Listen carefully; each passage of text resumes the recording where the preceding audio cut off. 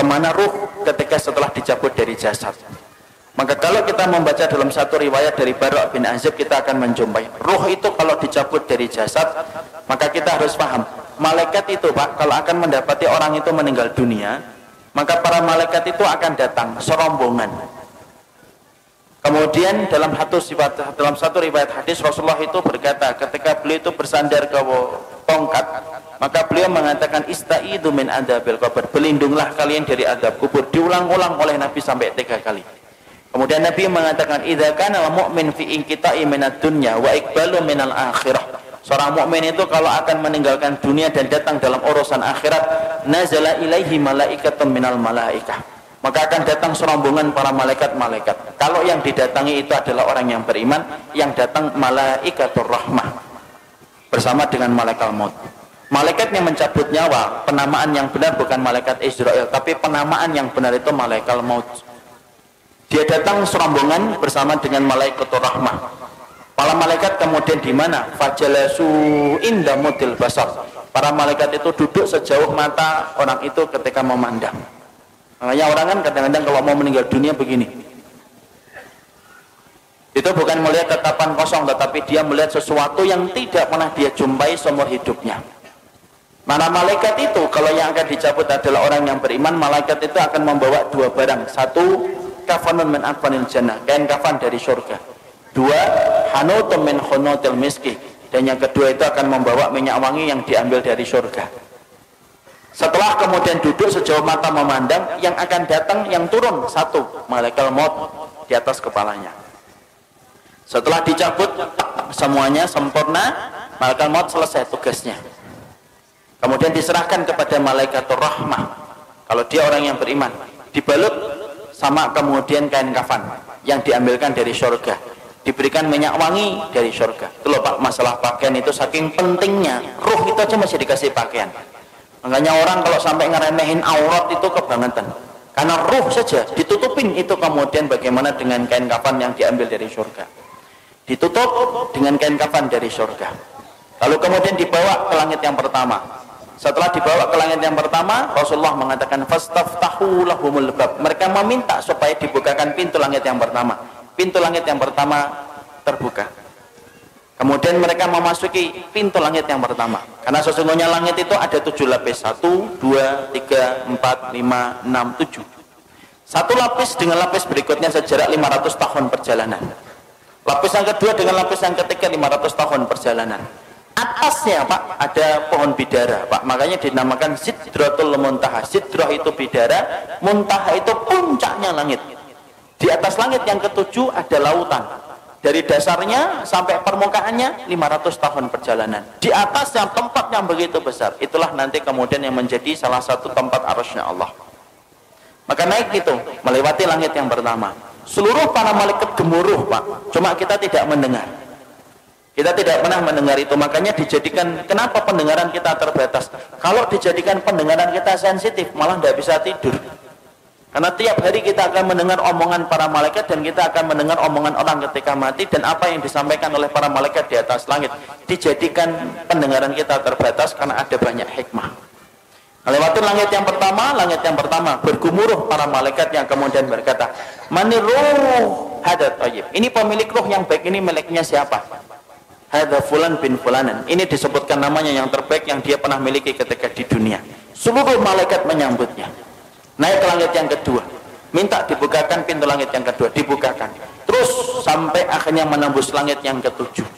Ketika meminta untuk dibukakan pada langit yang ketujuh, maka Allah berfirman, sesungguhnya aku menciptakan dia dari tanah, aiduhu ilal ardi, kembalikan dia ke bumi, maka disitulah aku menciptakan, dan disitulah kemudian aku akan membangkitkan kedua kalinya. Akhirnya para malaikat kemudian membawa ruh itu, kemudian ketemu dengan jasadnya yang sedang dibawa oleh para pelayat ke area kuburan. Maka kemudian bertemulah kemudian jasad itu dengan ruh. Ya, jasad ini masih dipakai? Enggak, ini sudah selesai. Jadi yang kita pakai ini jasad sementara saja, ini kendaraan kita di dunia. Nanti ketika kita sudah mati, ketika dikumpulkan di padang mahsyar, dikumpulkan di surga, tidak pakai jasad ini. Jadi jangan khawatir yang tiba-tiba kemudian kok saya hidungnya gini, tenang, sampai mati doang. Nanti kalau sudah mati diganti hidungnya sama Allah. Karena nanti kalau kita sudah mati, nanti kita akan dikumpulkan di surga. Fisik kita itu sudah beda dengan fisik di dunia. Makanya fisik kita nanti kalau masuk surga sebagaimana fisiknya Nabi Adam. Tingginya 60 hasta, sekitar 30-40 meter. Maka ketika jasad itu dibawa ke liang kubur, sempat diketemukan dengan roh sebentar. Tapi saat itu jasad sudah tidak ada faedahnya. Kemudian ketika sudah ketemu kembali di area kuburnya, dia sempat mendengar suara terompah terakhir pelayat ketika keluar dari kuburan. Setelah itu kemudian datang pertanyaan mungkar dan nakir menanyakan 3 perkara.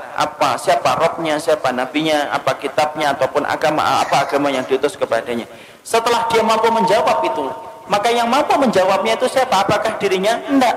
Tapi yang menjawabnya itu adalah dibantu sama Allah. Makanya Rasulullah membacakan ayat yusabbitullahu alladhina amanu bil qawli tsabit fil hayati dunya wa fil akhirah. Allah teguhkan orang yang beriman perkataan mereka di dunia dan perkataan mereka di akhirat. Makanya mereka lah yang bisa mengatakan Rabbku adalah Allah, Muhammad adalah Rasulku, dan Al-Quran itu adalah kitab suciku, dan Islam adalah agamaku. Allah yang menggerakkan di atas langit. Setelah dia mampu menjawab pertanyaan yang pertama, maka Allah berfirman di atas arasnya, Shadaqa abdi, hambaku ini jujur, benar dalam imannya sampai dia mau menjawab pertanyaan itu. Waftahu lahu baban ilal jannah, maka bukakan pintu antara kuburnya dengan surga. Malaikat membukakan pintu, tidak ada batasan antara kehidupannya di kuburan dengan surga. Dia melihat surga itu, tapi bedanya cuma satu, dia belum bisa masuk ke surga itu. Kemudian Allah bukakan pintu surga itu. Kemudian datang kepadanya seseorang, kemudian dia bertanya, siapa anta? Man anta? Kemudian dia menjawab, orang yang begitu rupawan itu berkata, ana amaluka sholih, saya adalah amalmu yang sholih. Ini sholatmu, ini puasamu, ini sedekahmu, ini ridhomu, ini takdirmu. Maka ini adalah keikhlasanmu, ini infakmu. Maka saya akan menemani kamu sampai nanti hari kiamat. Saking senangnya, ruh itu kemudian berteriak, teriakannya apa? Ya Rabb, aqimis sa'ah hatta arji ila ahli. Ya Rabbku, tegakkanlah hari kiamat supaya aku ketemu cepat dengan keluargaku. Masya Allah.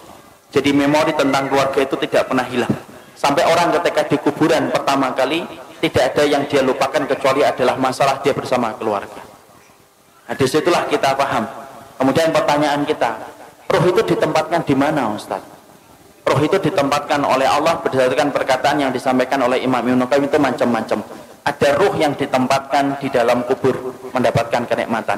Ada ruh yang ditempatkan yaitu di tempat-tempat yang berbeda. Ada ruh antara langit dan bumi. Ruhnya siapa? Orang yang punya hutang ketika dia tidak membayarkan hutang itu sampai dia meninggal dunia. Ada ruh yang kemudian ditempatkan di tanur. Tanur itu tempat kayak periuk, masuknya kecil, keluarnya besar. Dalamnya itu ke bawahnya besar. Untuk siapa tanur itu? Tempat bagi ruh mereka yang dulunya ketika di dunia berzina dan tidak bertobat sampai mati, dibakar oleh Allah selamanya sampai nanti hari kiamat itu datang. Dan mereka berusaha keluar tetapi tidak bisa keluar. Imam Ibnu Qayyim menjelaskan itu tempat bagi para pezina yang tidak bertobat sampai dia mati. Ada kemudian ruh yang ditempatkan di sungai darah. Setiap waktu kemudian dia melipir ke pinggir, kemudian dilempari batu, kemudian dia melipir lagi, dilempari batu. Siapa itu? Pemakan riba yang tidak meninggalkan ribanya. Disitulah kita mendapati ruh itu akan ditempatkan oleh Allah berdasarkan amal-amal yang mereka lakukan. Ada enggak ruh bergantayangan? Tidak ada bergantayangan. Kayak kurang kerjaan aja bergantayangan. Karena sesungguhnya ruh itu miliknya Allah dan Allah yang menggenggamnya. Nah ini ada rumah habis mati bunuh diri, malamnya kelihatan orangnya nangis-nangis, Ustaz, itu setan. Ruh itu tidak mungkin balik, Pak. Kenapa ruh tidak mungkin balik? Karena ruh itu tempatnya di alam barzah. Dan barzah itu kenapa disebut dengan barzah? Tembok tebal yang tidak bisa ditembus itu namanya barzah. Nah kalau ruh itu masih bisa seliweran dalam kehidupan dunia, penamaan barzah itu batal demi hukum. Karena kemudian masih bisa ditembus, makanya tidak bisa balik. Ada tembok tebal, sebagaimana Allah sampaikan dalam surat Al-Mu'minun ayat yang ke-100, tidak bisa balik. Apalagi sampai kemudian balik, ngeliatin anaknya, rumahnya. Ya kalau rumahnya nggak dijual, kalau rumahnya dijual kan jadinya sedih. Loh, kok sudah ganti orang ya? Karena nggak ada yang bisa balik, Pak. Makanya ruh itu semuanya ditempatkan oleh Allah berdasarkan amalan-amalan mereka, dan tidak ada ruh yang bergentayangan. Makanya kemudian kalau kita dapatin ada tempat-tempat, ada orang mati bunuh diri kok kelihatan ada hantunya, itu bukan ruh, tapi itu setan yang mencari celah dan kesempatan supaya dia itu ditakutin. Kenapa setan itu senang untuk menakuti manusia? Karena setan tahu syirik itu mulainya pertama kali ketika takut. Orang kalau sudah takut maka cenderung gampang untuk melakukan syirik. Kalau sudah syirik nyebar kemenyan. Kalau sudah syirik dia akan kemudian korban di situ, di tempat yang dia takutin. Kalau sudah takut dia akan lewat sambil mengatakan, "Kula nuwun Mbah, ngapunten, lewat Mbah, lewat." Itu kemudian mulainya dari ketakutan. Makanya kemudian tidak ada ruh yang bergentayangan, itu tidak ada. Yang ada itu apa? Setan. Karena setan itu bisa berubah wujud apa saja. Anjing hitam perwujudan dari jin, ular hitam perwujudan dari jin. Kemudian setan bisa berubah manusia, bisa. Makanya kita dapati ketika Nabi mau dibunuh, siapa yang memberikan saran mengumpulkan 10 pemuda untuk membunuh Nabi Muhammad? Itu setan dalam bentuk manusia. Karena setan itu bisa berubah apa saja, Pak. Dan dia bisa menjadi hantu untuk menakuti manusia. Tetapi roh itu tidak bisa bergentayangan. Roh itu berada pada alam barzah. Dan disebut alam barzah itu karena tidak bisa ditembus dengan apapun. Ya, nggak bisa ditembus apapun. Makanya kalau kita berbicara masalah hantu, hantu itu kan Masya Allah, hantu itu kan beda-beda kan di setiap negara dan setiap wilayah. Kalau di Amerika, hantu itu apa? Hantu itu keren, pakai jas, kemudian giginya runcing, sukanya gigit leher, enak itu. Itulah yang disebut dengan Dracula. Itu hantu Amerika. Kalau Cina beda lagi, hantunya lompat-lompat gitu. Kalau kemudian ada warna kuning berhenti dia, itu hantu Cina. Kalau Indonesia itu yang paling ini, Indonesia apa? Ngesot gitu ya. Itu Indonesia, Masya Allah. Ini produk karena penjajahan Belanda. Sampai bayangin hantu itu nelongso gitu loh. Yang paling keren itu ya Amerika, pakai jas, giginya runcing, takut sama matahari. Kenapa kok manusia itu ketika bayangin hantu itu beda-beda? Karena memang hantu itu hasil dari kemudian bayangan kita sendiri. Ketika setan itu kemudian menakuti kita supaya kita melakukan kesyirikan ketika sudah takut. Makanya tidak ada yang namanya roh itu bergentayangan, itu tidak ada, Pak. Kata Imam Ibnu Qayyim, roh itu ditempatkan oleh Allah berdasarkan dengan amalnya. Ada roh yang ditempatkan di dalam tembolok burung hijau. Rohnya siapa? Orang yang mati syahid ditaruh dalam tembolok burung hijau, kemudian rumahnya di bawah arsy. Arsy-nya Allah, mereka tinggal bergantung itu. Kemudian mereka masuk surga di waktu pagi, kemudian pulangnya di waktu sore. Tidurnya di bawah arsy-nya Allah. Ada orang solih ditempatkan di dalam tembolok burung tapi bukan hijau. Dia masuk surga tetapi kemudian dia tidak bisa menikmati sebagaimana para syuhada. Ada roh yang ditempatkan ila rafiqil a'la. Makanya Nabi ditanya, ya Rasulullah, oleh Aisyah, ya Rasulullah, apakah engkau akan meninggalkan kami? Kemudian Nabi menjawab, ila rafiqil a'la, menuju kepada tempat kumpulan teman-temanku yang solih. Itu menunjukkan apa? Roh itu ada tempatnya sendiri. Makanya kalau kita bertanya, apakah roh itu bisa ketemu dengan roh-roh orang lain? Imam Ibnu Katsir menjawab, iya, roh itu bisa bertemu, Pak, selama mereka sama-sama mendapatkan kenikmatan. Tapi bertemunya mereka tidak ada kaitannya dengan kehidupan di dunia. Makanya kemudian Imam Ibnu Katsir itu mengatakan, innal arwah muqassamatun ila qismain. Roh itu terbagi menjadi dua. Ada roh yang mendapatkan kenikmatan, ada roh yang mendapatkan azab. Roh yang mendapatkan kenikmatan, mereka kumpul. Sebagaimana Nabi mengatakan, ila rafiqil a'la. Beliau ingin ketemu dengan rohnya Nabi Musa, rohnya Nabi Ibrahim, rohnya Nabi Nuh, rohnya Nabi Adam. Itu yang dipilih oleh Nabi ketika beliau sebelum meninggalnya dan wafatnya. Beliau mengatakan apa? Ila rafiqil a'la. Makanya Nabi detik-detik ketika sebelum meninggal, beliau melihat ke langit, kemudian beliau mengatakan ila rafiqil a'la, tangan beliau jatuh, kemudian kepala beliau bergeser. Akhirnya beliau meninggal dunia. Berarti roh itu kumpul enggak dengan roh yang lainnya? Roh itu kumpul dengan yang lainnya selama mereka sama-sama beriman. Kecuali roh yang mendapatkan adab. Innal arwah mu'adzabah la tatakian. Sesungguhnya kalau roh yang mendapatkan adab, mereka tidak ketemu. Tapi roh yang kemudian mendapatkan kenikmatan, mereka saling ketemu. Mereka saling ketemu dan mereka saling bertanya. Makanya Imam Ibnu Katsir sampai berkata, roh itu kalau kemudian ada yang meninggal, kemudian roh ini orang yang beriman ketemu dengan saudara-saudara mereka yang sebelumnya sudah meninggal, mereka saling bertanya, gimana kabar keluargaku? apa yang terjadi, itu anakku sudah punya anak ataukah belum. Dia akan nanya kepada roh yang baru balik ketika sama-sama mendapatkan kenikmatan. Jadi contoh paling kasusnya Pak, ini saya kaji cukup panjang bersama dengan riwayat-riwayat yang saya peroleh dari dalam riwayatnya Imam Qurtubi. Saya ini misalkan dalam rumah saya, ibu saya meninggal 4 tahun yang lalu.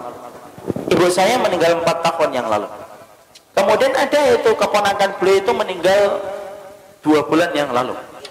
Ini kalau sama-sama beriman sebagaimana keyakinan dari Ahlussunnah, Imam Qurtubi, Imam Ibnu Qayyim, itu ibu saya insya Allah kalau beliau mendapatkan kenikmatan di alam kubur akan ketemu dengan keponakannya, sepupunya. Dan ketika mereka ketemu, mereka saling bertanya, gimana kabarnya Fulan, gimana kabarnya Fulan, Fulan gimana, bagaimana desa di sana sekarang. Kenapa mereka bertanya tentang keadaan keluarganya dan keadaan kampungnya? Karena mereka sudah terputus kabarnya dari kehidupan di dunia. Makanya inilah yang menjadikan kita akhirnya ternyata roh itu, dia itu ada yang mendapatkan kenikmatan, dan di antara kenikmatan itu akan dipertemukan dengan roh-roh yang beriman. Sebagaimana kita nanti dalam di urusan akhiratnya di surga, kita akan dipertemukan dengan teman-teman kita yang dulu menemani kita dalam kebaikan ketika berada di surga. Sama, roh pun sama Pak. Jadi di sini kita paham tidak ada roh bergentayangan, tapi roh itu mereka akan mendapatkan tempat yang disebut dengan tempat barzah. Disebut tempat itu barzah karena tidak bisa ditembus dengan apapun, dan roh yang mendapatkan kenikmatan saling bertemu dengan roh-roh orang yang beriman yang juga mendapatkan kenikmatan. Jadi misalkan di sini di Tangmangu ini kalau ada yang sudah meninggal gitu, kalau yang meninggalnya baik, ternyata di kuburan dia mendapatkan kenikmatan, ada saudaranya juga yang meninggal lebih dulu kemudian mendapatkan kenikmatan, itu saling ketemu. Itu saling ketemu deh. Dan itu mudah bagi Allah. Makanya Imam Ibnu Katsir itu menyampaikan itu mudah bagi Allah, karena itu merupakan bagian dari kenikmatan yang Allah berikan sebelum mereka menunggu urusan akhirat ketika kiamat ditegakkan oleh Allah. Nah itulah yang menjadikan akhirnya Masya Allah ya, sedemikian masalah roh itu.